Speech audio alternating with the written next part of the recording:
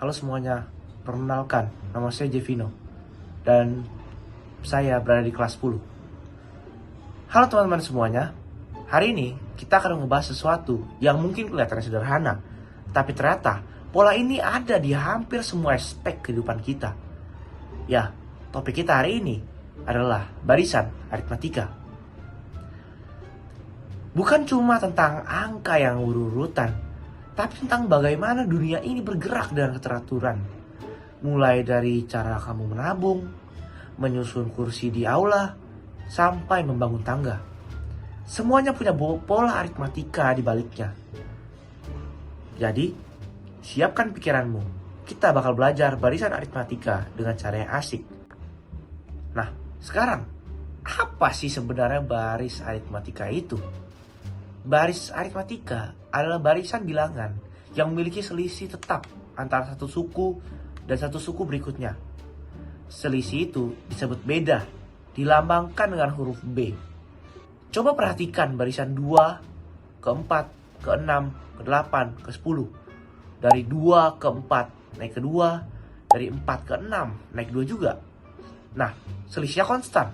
Jadi itu barisan aritmatika. Tapi kalau selisihnya berubah-ubah, misalnya 2 ke 4 ke 7 ke 11, ya itu bukan aritmatika lagi. Jadi kuncinya cuma satu, beda harus tetap. Itulah yang bikin baris aritmatika mudah diprediksi dan dipelajari. Matematika nggak cuma hidup di buku, ya hidup di sekitar kita. Coba deh kita lihat gimana barisan aritmatika muncul di dunia nyata. Contoh 1, tabungan bertahap. Kamu nabung 10.000 di minggu pertama, lalu tiap minggu nambah 5.000. Jadi minggu pertama 10.000, minggu kedua 15.000, minggu ketiga 20.000, dan seterusnya. Nah, tabungan kamu itu membentuk barisan aritmatika dengan A sama dengan 10.000, B sama dengan 5.000. Dengan rumusnya, nanti kita bisa tahu berapa tabunganmu di minggu ke-20 tanpa harus hitung satu-satu. Contoh 2, dunia teknik dan arsitektur. Barisan aritmatika juga dipakai dalam dunia arsitektur. Misalnya jarak antara anak tangga. Tinggi tangga pertama 15 cm dan beda tiap tangga 15 cm, maka tangga kelima tingginya bisa dihitung dengan mudah pakai konsep aritmatika. Insinyur juga pakai konsep ini untuk buat menyusun tiang, jarak lampu di jalan, bahkan pola tempat duduk stadion agar jaraknya seimbang. Contoh ketiga, dunia teknologi. Kalau kamu suka desain atau coding, kamu pasti sering ketemu barisan aritmatika. Dalam dunia animasi komputer, pergerakan karakter yang berpindah posisi secara linear tiap frame, misalnya tambah 5 pixel per frame, juga pakai konsep ini. Itulah kenapa animasi terasa halus dan proporsional. Contoh keempat, kalender dan waktu. Bahkan dalam kalender pun ada barisan aritmatika tersembunyi. Hari pertama bulan ini, Senin. Berarti setiap 7 hari akan muncul Senin lagi. Itu pola aritmatika dengan beda 7. Waktu itu berpola, teman-teman. Dan baris aritmatika membantu kita memahami keteraturan itu. Setelah kita tahu kegunaannya, yuk kita bahas konsep matematikanya secara lengkap. Kita punya rumus umum barisan aritmatika. UN sama dengan A tambah N kurang 1 kali B. UN sama dengan suku ke N atau bilangan yang mau dicari. A adalah suku pertama, B adalah beda antar suku, dan N posisi suku yang dicari. Contoh, barisan 3, 7, 11, 15. A-nya kita cari 3 karena 3 adalah suku pertama. B adalah 4 karena 3 dan 7 mempunyai selisih 3, 4, 5, 6, 7 mempunyai 4. Dan kita disuruh cari suku ke-10, yaitu adalah N-nya. Jadi U10 sama dengan 3 tambah 10 kurang 1 kali 4 sama dengan 3 tambah 36 sama dengan 39. Rumus jumlah N suku pertama, yaitu adalah SN sama dengan N per 2 kali 2A tambah N kurang 1 kali B. Rumus ini berguna banget kalau kamu mau tahu jumlah seluruh suku dari awal sampai suku ke N. Misalnya, kamu nabung tiap minggu kayak tadi. A sama dengan 10.000, B sama dengan 5.000, dan N sama dengan 4.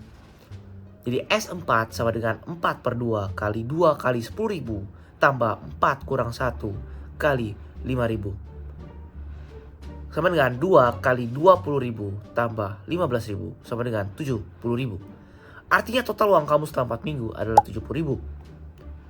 Nah, rumus alternatif juga kamu bisa pakai. Contohnya SN sama dengan N per 2 kali A tambah UN.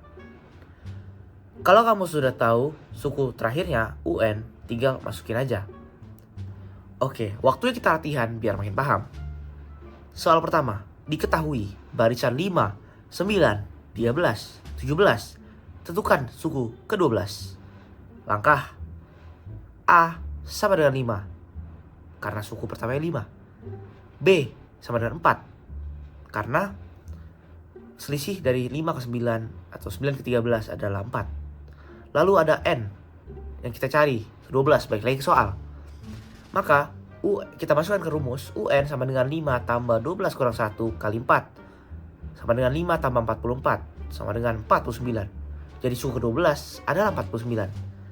Oke, next. Barisan 2, 6, 10, 14.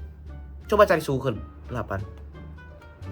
Oke, pembahasannya adalah A sama dengan 2, B sama dengan 4, N sama dengan 8, UN sama dengan 2. Maka kita masukin UN sama dengan 2 tambah 8 kurang 1 kali 4 sama dengan 2 tambah 28 sama dengan 30. Oke, jawabannya adalah 30. Sekarang soal ketiga, sedikit lebih susah. Diketahui suku pertama adalah A sama dengan 7. Suku kelima adalah 23. Tentukan beda dan suku ke-10. Nah, makanya UN sama dengan A tambah N kurang 1 kali B. U5 sama dengan 7 tambah 5 kurang 1B sama dengan 7 tambah 4B sama dengan 23. 4B sama dengan 6. Jadi kita sederhanakan jadi B sama dengan 4. U10 sama dengan 7 tambah 10 kurang 1 kali 4 sama dengan 7 tambah 36 sama dengan 43. Jadi bedanya 4 dan suku ke-10 adalah 43. Nah, kita soal keempat. Barisan 4, 9, 14, 19, 24. Tentukan jumlah seluruh suku. A sama dengan 4, B sama dengan 5, N sama dengan 5. SN sama dengan 5 per 2 kali 2 kali 4 tambah 5 kurang 1 kali 5 sama dengan 2,5 kali 8 tambah 20 sama dengan 2,5 kali 28 sama dengan 70. Total seluruh suku adalah 70. Baris aritmatika nggak cuma muncul dalam bentuk sederhana loh. Kadang muncul dalam bentuk cerita atau masalah sehari-hari. Contoh ya, seorang pelari menempuh 100 meter pada lap pertama. Di setiap lap berikutnya, ia menambah jarak 20 meter lebih jauh dari lap sebelumnya. Berapa total jarak yang ia tempuh setelah 5 lap? Pembahasannya ya, 5 sama dengan 100 karena seorang pelari menempuh 100 meter pada lap pertama. B sama dengan 20 karena ia menambah jarak 20 meter lebih jauh dari lap sebelumnya. Dan N sama dengan 5 karena kita ditanya 5 lap yang dia tempuh total jaraknya. Kita masukkan saja rumus SN-nya. S5 sama dengan 5 per 2 kali 2 kali 100 tambah 5 kurang 1 kali 20 sama dengan 2,5 kali 200 tambah 80 sama dengan 2,5 kali 280 sama dengan 700 meter. Jadi total jarak yang ditempuh sang pelari adalah 700 meter. Oke, kita tambah satu lagi ya. Sebuah baris aritmatika memiliki suku ketiga yaitu 12 dan suku ke-8 yaitu 27. Tentukan suku pertama dan beda barisan berikut tersebut. Pembahasannya adalah U3 sama dengan A tambah 2B sama dengan 12. U8 sama dengan A tambah 7B sama dengan 27.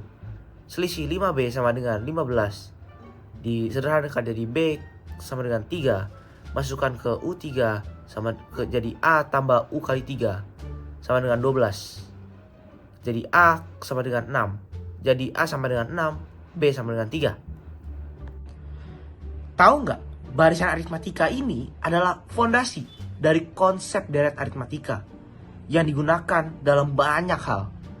Mulai dari menghitung total tabungan, menghitung skor rata-rata, sampai rumus fisika yang seperti jarak dan kecepatan konstan. Bahkan banyak algoritma komputer dan sistem ekonomi juga menggunakan logika pertumbuhan linear. Seperti ini.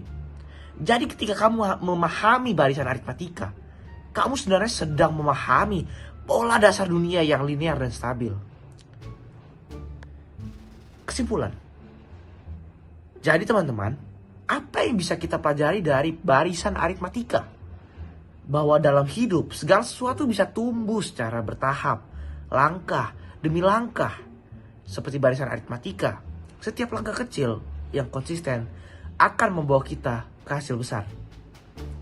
Matematika bukan sekedar angka, tapi cara kita memahami keteraturan dunia. Setiap tambah B dalam hidupmu, sekecil apapun, itu berarti kamu sedang bertumbuh. Terima kasih sudah menonton video ini sampai akhir. Terima kasih, sampai jumpa di video selanjutnya. Dan ingat, matematika bukan cuma logika, tapi bahasa yang menjelaskan kehidupan.